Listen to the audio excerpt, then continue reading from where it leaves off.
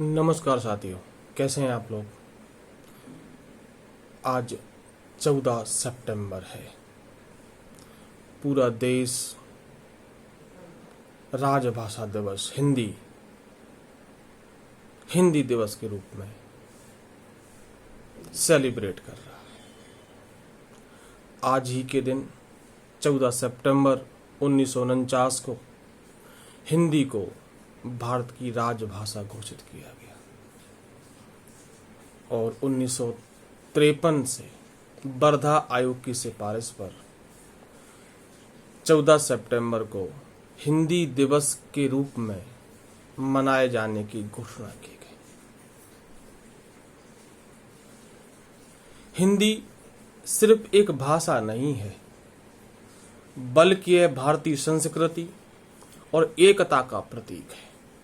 यह हमें हमारे समृद्ध इतिहास, साहित्य और परंपराओं से जोड़ती है। हिंदी दुनिया भर में करोड़ों लोगों द्वारा बोली जाती है। भारत के अलावा कई मुल्कों में,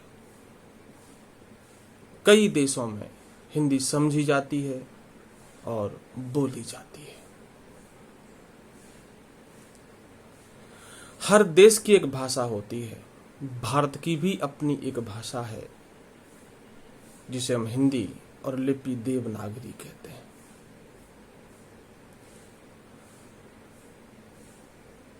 बिन निज भाषा ज्ञान के मिटत न हिय को सूल।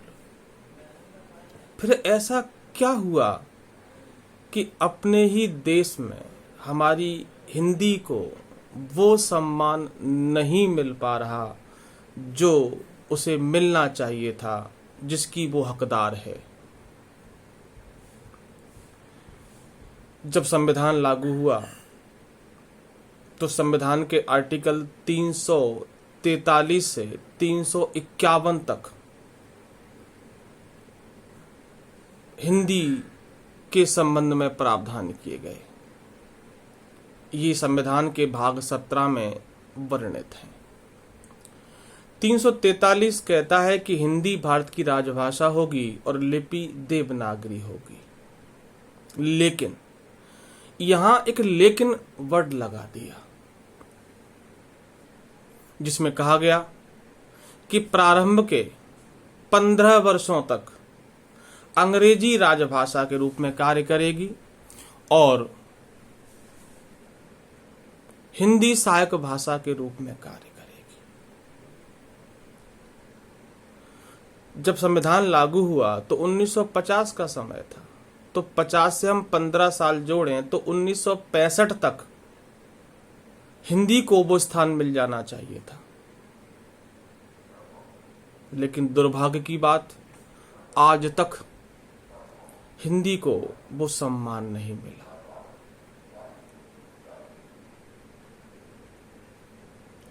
और अभी भी संभावना आगे नहीं दिख रही है। दुनिया के तमाम मुल्कों में अपनी भाषा होती है, भारत में नहीं है। बहुत सारी कारण हैं, लेकिन हम समाधान की बात करना चाहते हैं। तो मेरे प्यारे भाइयों बहनों, मेरे मित्रों, जरूर सोचें, इसका समाधान ढूंढने की कि हिंदी को वो सम्मान, वो गरिमा कैसे प्राप्त हो। बस इतना ही। धन्यवाद। जय हिंद, जय भारत।